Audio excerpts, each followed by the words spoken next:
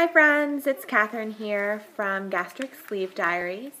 It's been a while since I did an update, but I've only got just under 2 weeks until my surgery, so I just wanted to talk to you about some of the surgery guidelines and diets and all of that good stuff that I've been given by the hospital. I found it really helpful to watch all these videos when I was thinking about getting surgery. So obviously everyone's doctors have different recommendations, but I just thought I'd walk through what my hospital has suggested.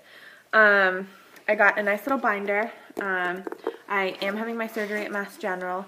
Obviously this week has been a little nuts in Boston. It was a little scary. I was in there on Tuesday and there were armed guards at the doors and just awful. All my friends and family are safe though, thank goodness. But yeah, just really, really scary and sad what's been going on there.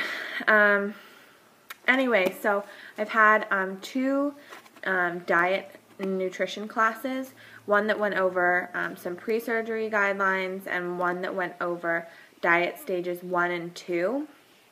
So during the next 2 weeks, I'm on a liquid diet. They actually recommend that you can do a shake, a frozen meal, and a frozen meal. But I actually find it easier to just do shakes for whatever reason. I feel less deprived than if I'm eating food that just sucks. So I've been actually doing that for probably, I'll total 3 weeks of doing that by the time I have my surgery. So last I checked, I was down to 274. Which is 15, 16 down from my highest weight. So that's exciting. Obviously it's a little hard. I feel a little out of it, but do what you got to do. I've been using Premier Protein, vanilla, and chocolate shakes, and then in the morning and evening I mix in a scoop of peanut butter and a banana and blend that all together. And then I've just been having, a shake by itself in the middle of the day. So that seems to be working for me. So they said I could do that or switch over and do the frozen meals, next week if I'd like to do that. And then diet stage 1, so in this little notebook, they kind of give you different sections when you go in and give you guidelines and shopping lists and that sort of thing. So the clear liquid stage I'm going to be on the day before I go into surgery and then the 3 days that I'm in the hospital. And then the day after I get home from hospital, I can move to full liquids, and that's diet stage 2. And then I have a little shopping list which goes through the things that they recommend to buy for the full liquid stage. So my mom's coming over today, and we're going to just go grab those from the supermarket so we can have them in her house because that's where I'll be staying. I do, in both the clear liquid stage and the full liquid stage, I do have an allergy to sweeteners, so I'll be staying away from some of the Carnation instant breakfasts and the Crystal Light and Vitamin Water Zero and that sort of thing, just because I do have an intolerance and my mouth breaks out. So I had some people recommend some stevia products. I haven't actually tried those yet, but I'm going to try and pick some up today. I did order True Lemon and True Lime. I don't know if you guys have seen these little guys before, but they're all natural. They taste kind of just like squeezing a lemon or lime into your drink, and they're really refreshing, and I imagine they might be good post-op, maybe warm, just to give that some warm water a little taste. So those I really like, and obviously broth. I just won't be having any of the Crystal Light-ish stuff. So I'm on full liquids for I think it's like 12 days, and then I meet with the surgeon the day before I'm meant to go back to work, and she and the dietitian will clear me to go to diet stage 3, which is the soft foods. And then at that section they will fill the empty section of my binder with all of that information. So yeah, I did those dietitian appointments this week. I also had all of my pre-op lab testing done. So had a lot of blood drawn, an EKG, met with a recovery nurse and the anesthesiologist's nurse practitioner who went through all my medical history.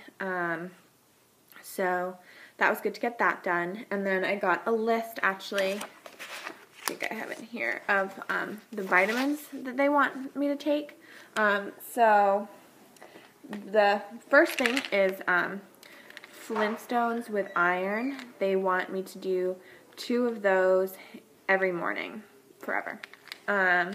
So feel kind of like flashbacks to being a kid with these. My sister actually once ate an entire bottle when she was like 4. So that wasn't good. The other thing that they're having me do is sublingual B12.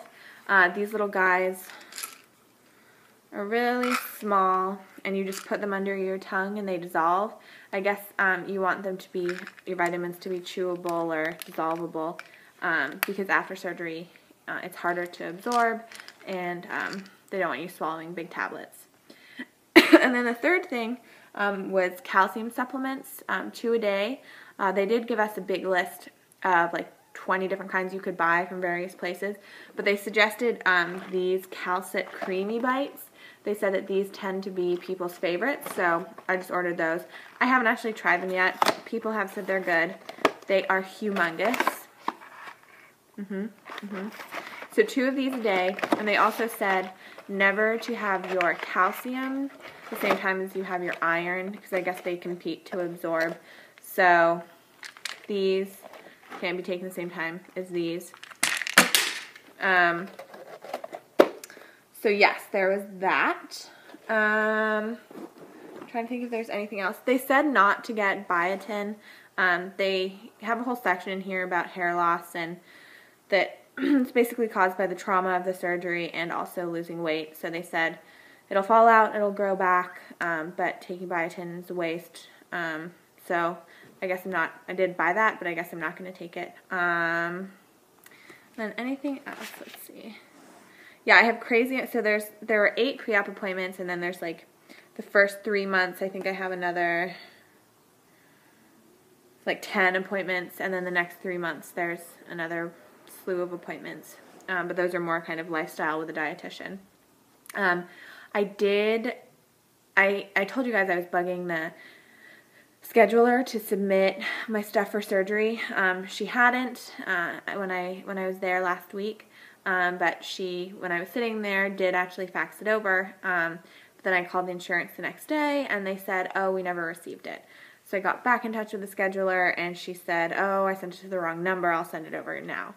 So then I called back the next day, and insurance said, oh, it's pending review because it was sent over, but some pieces were missing, or the form wasn't filled out correctly. So I don't know where it stands with that. Obviously, Boston was closed down yesterday, so I couldn't call. But I'm going to hopefully call on Monday. It makes me nervous, obviously, that, I'm less than 2 weeks away, and I don't have insurance clearance. But they did say they've never had a problem with it. It's, I've done all the right things, so I should be fine, and it usually takes 48 hours to get that. But obviously that'll be a big weight off my shoulders when that does go through.